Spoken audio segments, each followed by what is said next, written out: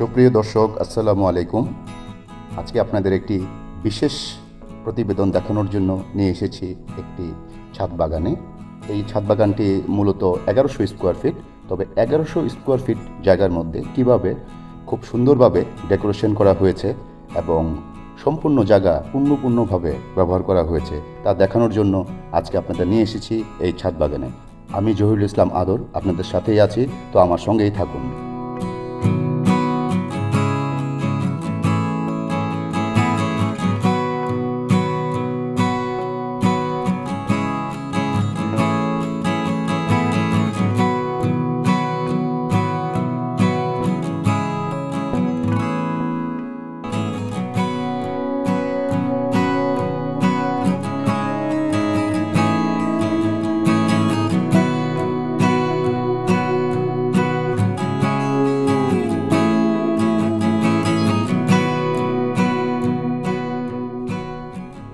তো দেখতে পাচ্ছেন এখানে বিভিন্ন ধরনের গাছপালা দিয়ে সাজানো হয়েছে খুব সুদৃশ্যভাবে, এলোমেলো নয়, সিস্টেমেটিকভাবে যেভাবে করা যায়, স্টেইন করে টব, তারপরে আপনার ঝোলানো গাছ যেগুলো আইভিলতা রয়েছে, এখানে বিভিন্ন প্রকারের গাছ দিয়ে এই সুদৃশ্যমানের ছাদটাকে সাজানো হয়েছে।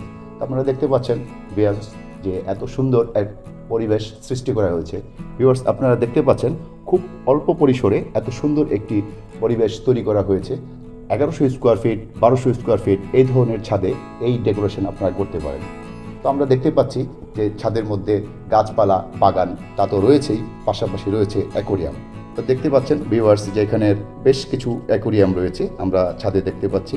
তো সিঁড়ির কোঠায় উঠেই যে জায়গাটা সাধারণত ওয়েস্ট হয় সেই জায়গাটা ব্যবহার করা হয়েছে একদম কানায় কানায়। তো আপনারা দেখতে পাচ্ছেন প্রথমে আমরা দেখতে পাচ্ছি এখানে 8 feet by 2 feet by 2 feet আকারের একটি অ্যাকোরিয়াম, যেখানে খুব সুদৃশ্য মানের মাছ রয়েছে, পরিবেশটা খুব সুন্দর লাগছে।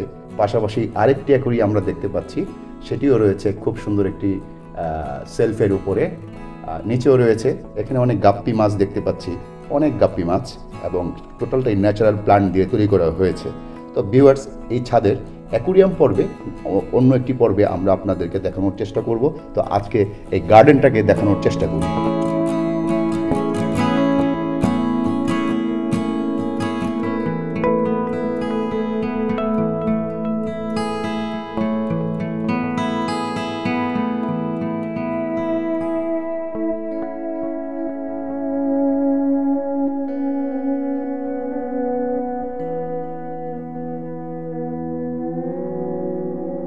দেখতে পাচ্ছেন ভিউয়ার্স খুব সুন্দর একটি পরিবেশ, দিন রাত মিলিয়ে যেমন একাকার।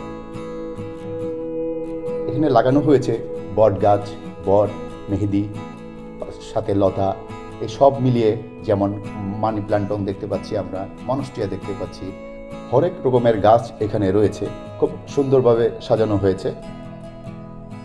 তো আপনারা চাইলে আপনাদের ছাদ বাগানটা এভাবে ব্যবহার করতে পারেন।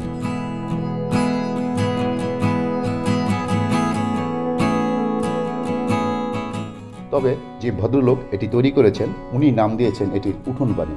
আসলে উঠোন বাড়ি বলতে যা বোঝায় যে বাড়ির একটি আঙিনা থাকবে, মানে উঠোন থাকবে। আজকাল তো গ্রামেও উঠোন দেখা যায় না। তো যাই হোক ভিউয়ার্স, যে আমরা এখানে একটি উঠোন দেখতে পাচ্ছি 8 তলার উপরে, অর্থাৎ 7 তলার উপরে যে ছাদটি রয়েছে 8 তলা আমরা ধরতে পারি। তো 8 তলার উপরে এই সুদৃশ্যমানের বাগান উনি তৈরি করেছেন। এখন দেখাচ্ছি আপনাদের যে ব্যালকনি পর্বটা। ব্যালকনিটা সকালবেলা ঘুম থেকে উঠে চা নাস্তা বা কফি খাওয়ার জন্য this is the best place. আপনারা চাইলে এভাবে ছোট পরিসরে ব্যালকনিটাকে সাজাতে পারেন। এখানে ইউজ করা হয়েছে ফ্লোরে আপনার গ্রাস কার্পেট।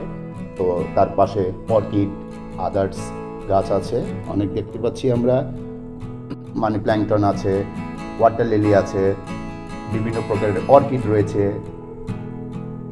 স্নেকার রয়েছে। তো এই সুন্দর দৃশ্য আপনি চাইলেই খুব অল্প খরচে এগুলি করতে পারেন, শুধু একটু রুচির ব্যাপার, একটু দৃষ্টিভঙ্গির ব্যাপার। ভিউয়ার্স এই ভিউটা আমরা খুব সুন্দর দেখতে পাচ্ছি।